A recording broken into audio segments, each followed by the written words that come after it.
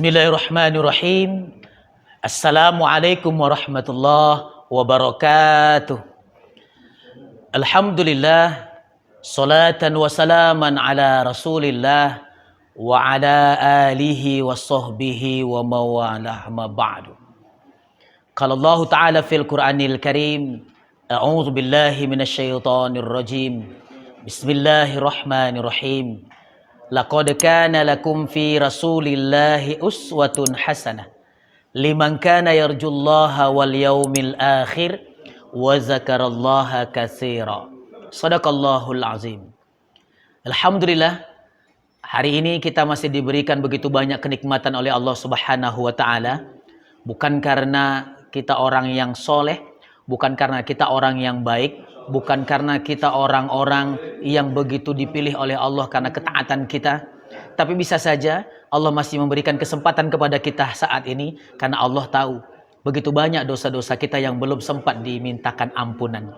Begitu banyak amalan-amalan kita yang masih sedikit sekali dan kita diminta untuk menambahkan pundi-pundi amal kita.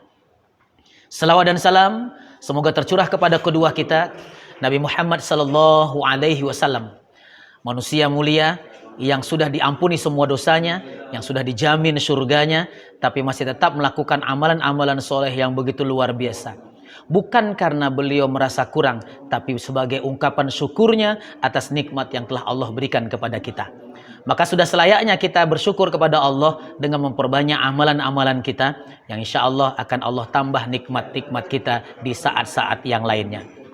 Pemirsa dimanapun Anda berada, kita senantiasa mengikuti, senantiasa melaksanakan apa yang menjadi sunnah-sunnah Rasulullah Sallallahu Alaihi Wasallam. Untuk apa? Sebagai bentuk kecintaan kita kepada Rasulullah Sallallahu Alaihi Wasallam. Kalaulah seandainya kita mengikuti akhlak beliau, saya yakin dan percaya kita semua tidak akan sanggup. Karena Rasulullah akhlaknya sangat luar biasa. Kalau kita ingin mengikuti ibadah beliau, saya yakin kita juga tidak akan mampu. Karena ibadah beliau sangat luar biasa. Tapi banyak orang-orang yang berupaya mengikuti apa yang menjadi kebiasaan-kebiasaan Rasulullah. Salah satunya adalah sehatnya Rasulullah. Dalam sejarah tercatat hanya 2 kali Rasulullah itu sakit.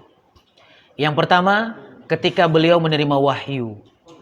Al-Quran dimasukkan ke dalam dada dan beliau sempat demam beberapa hari. Jangankan kepada manusia, Al-Quran diturunkan kepada gunung pun gunung akan hancur. Al-Quran diberikan kepada malaikat, malaikat tidak sanggup. Al-Quran diberikan kepada jin, jin akan terbakar. Tapi ketika dimasukkan ke dalam dada Rasulullah SAW, Rasulullah sempat demam beberapa hari. Sakit yang kedua adalah ketika akan meninggal dunia. Rasulullah juga sempat sakit demam beberapa hari, tidak mampu berjalan, agak susah, terasa berat, sehingga harus dipapah oleh sahabat-sahabatnya. Ini menunjukkan betapa Rasulullah sangat luar biasa. Fisiknya sangat kuat, tubuhnya sangat bugar. Bukan berarti karena beliau itu dijaga oleh Allah Subhanahu wa taala, tapi beliau memang melakukan preventif. Artinya apa yang dilakukan oleh Rasulullah adalah untuk pencegahan supaya beliau jangan sakit. Jadi setiap manusia pasti akan bisa mencegah supaya mereka terbebas dari segala macam penyakit yang berbahaya. Yang itu akan bisa melemahkan fisik kita sehingga akan bisa mengganggu aktivitas ibadah kita. Orang-orang Eropa, orang-orang non-muslim mengikuti bagaimana pola sehatnya Rasulullah sallallahu alaihi wasallam. Bahkan ada sebuah buku yang ditulis yaitu Sehat ala Rasulullah. Nah, kita sebagai seorang muslim pasti akan mampu untuk melakukannya. Pasti kita juga akan mau. Walaupun orang mengatakan kesehatan bukan segala-galanya, tapi segala-galanya dimulai dari sebuah kesehatan. Sebagai contoh, untuk bisa melaksanakan sholat subuh secara berjamaah, siapapun pasti bisa. Bahkan orang sakit juga bisa. Tapi kalau tubuh kita sehat, pasti kita lebih mudah lagi untuk melakukannya. Lebih nikmat rasa ibadah itu kita kerjakan. Kita bisa berjalan. Kita bisa melakukan gerakan-gerakan sholat dengan sempurna. Tapi kalau kita lagi sakit, mungkin kita tidak mampu berjalan. Kita harus dipapah, diantar ke masjid. Mungkin kita tidak bisa berdiri, terpaksa harus duduk. Mungkin kita tidak akan sanggup untuk sujud berlama-lama, terpaksa kita hanya melakukannya sebentar saja. Atau mungkin mohon maaf, kita sujudnya dari atas kursi karena kita tidak mampu melakukannya secara berdiri ataupun duduk di tempat sujud kita. Jadi ibadah yang kita lakukan sangat erat hubungannya dengan kesehatan tubuh kita. Ketika kita sehat, apa yang tidak bisa kita lakukan? Ibadah-ibadah ini ketika kita lakukan dalam kondisi sehat, maka semuanya akan bisa berjalan dengan sempurna.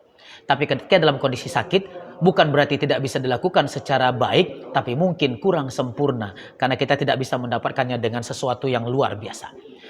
Nah, oleh karena itu kita ingin mengikuti apa yang dilakukan oleh Rasulullah SAW, dan itu sudah dipraktekkan oleh para sahabat-sahabatnya, dan hari ini dilakukan penelitian oleh para ilmuwan dan dipraktekkan oleh orang-orang di seluruh dunia. Yang pertama, kalau ingin sehat seperti Rasulullah, Rasulullah itu sudah terbiasa bangun dan tidurnya sama. Artinya cepat tidurnya dan cepat bangunnya. Ini menunjukkan ternyata Rasulullah tidak suka begadang. Rasulullah itu sudah terbiasa setiap habis sholat Isya, kalau tidak ada pekerjaan yang mendesak, tidak ada pekerjaan yang begitu urgen dan penting, maka Rasulullah akan bersegera untuk melaksanakan istirahatnya, tidur di waktu malam tadi dengan kualitasnya, dan bisa terbangun lebih cepat di 1/2 malam atau di 1/3 malam. Pukul 2, pukul 3. Untuk apa? Untuk melaksanakan ibadah kepada Allah dengan melaksanakan sholat tahajud. Cepat tidurnya dan cepat juga bangunnya. Ada sebuah penelitian dilakukan oleh orang-orang Eropa, orang-orang Amerika, kepada laki-laki ataupun perempuan yang berusia 30-120 tahun di seluruh dunia. Ternyata orang-orang yang panjang umur ini, yang sehat badannya, kuat fisiknya, adalah mereka-mereka yang tidurnya tidak lebih dari 8 jam. Tidur malam itu Rasulullah tidak sampai 8 jam, antara 6 sampai 7 jam. Tapi Rasulullah ada sebuah kebiasaan, setelah sholat duha Nabi tidur sebentar. Setelah zuhur Nabi tidur sebentar. Tapi tidak lebih dari 8 jam. Dalam satu hari itu Rasulullah tidak tidur lebih dari 8 jam. Nah, ternyata orang-orang yang tidur lebih dari 8 jam, rata-rata mereka walaupun usianya panjang, tapi setengah umurnya dalam kondisi tidak sehat. Jadi keberkahan umur itu tidak didapatkan. Kesehatan tidak bisa dilakukan secara prima. Tidur. Jadi sunnah Rasulullah pun tidurnya juga berbeda. Rasulullah tidur itu miringnya ke kanan. Ternyata paru-paru kanan kita lebih besar dari paru-paru kiri kita yang lebih kecil sedikit. Sehingga ketika paru-paru kanan kita tertimpa dengan paru-paru kiri, tidak akan menyebabkan sesak. Coba kalau kita tidurnya memiring ke kiri, maka paru-paru kita yang kecil tadi tertimpa dengan paru-paru yang besar, pasti ada rasa sesak napas. Ketika bangun pasti tidak segar. Ada bagian tubuh yang terasa sedikit sakit. Itu karena tidur kita tidak sama seperti tidur yang diajarkan oleh Rasulullah Sallallahu Alaihi Wasallam. Begadang, kata para ahli, itu bisa memangkas setengah umur. Bukan berarti ketika umur kita 80 tahun lalu kita meninggal dunia 40 tahun. Bukan. Artinya yang dipangkas di sini apa? Keberkahannya. Sehatnya dicabut.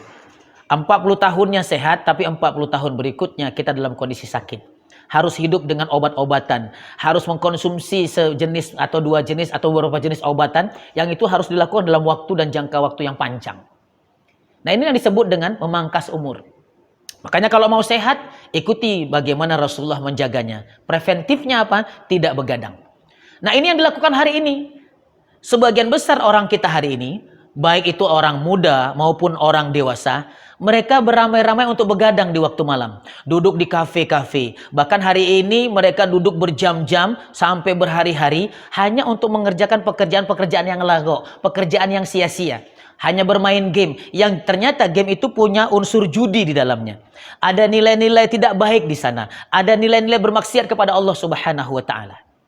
Sementara organ-organ tubuh bagian dalam tubuh kita ini melakukan istirahat saat kita tertidur. Ada yang jam 9, ada yang jam 10, ada yang jam 11 malam, ada yang pukul 12, ada yang pukul 1 dini hari. Dan itu dilakukan saat kita tertidur. Apa yang kita lakukan kalau kita begadang? Jadi hari ini, kenapa kebanyakan kita gampang sekali terkena penyakit? Kenapa tubuh kita hari ini mudah sekali terserang berbagai macam virus? Pertanyaan yang harus dijawab oleh diri sendiri, bagaimana kualitas tidur kita? Berapa jam tidur kita? 8 jam kurang atau 8 jam lebih? Dan tidur yang paling bagus itu bukan sehabis subuh, tapi setelah matahari naik. Makanya Rasulullah tidak pernah tidur habis subuh.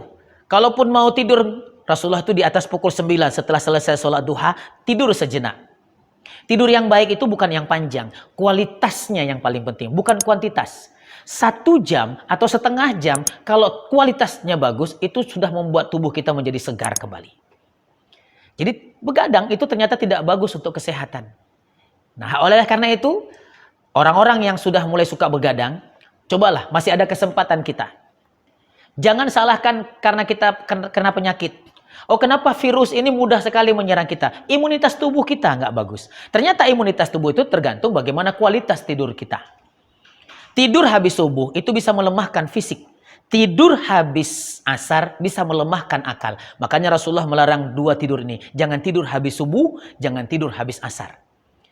Bagaimana caranya supaya kuat fisik kita? Habis subuh, lakukanlah aktivitas. Apakah berjalan pagi sebentar? Karena Rasulullah paling suka dengan jalan kaki. Hari ini dilakukan penelitian, ternyata ada 15 manfaat orang berjalan pagi. Dengan berjalan kaki tadi. Apa itu? Salah satunya menghilangkan kita dari stres. Menghindarkan kita dari depresi. Saat ini stres, depresi, ketakutan, panik, khawatir yang berlebihan itu justru mematikan imunitas tubuh kita, membuat kita gampang sekali terkena penyakit dan membuat virus-virus juga mudah memasuki tubuh kita. Oleh karena itu, kalau ingin sehat, mari kita ikuti sunnah Rasulullah yang paling mudah. Jaga kualitas tidur kita dan jangan lebih dari 8 jam, jangan kurang dari 6 jam atau 7 jam.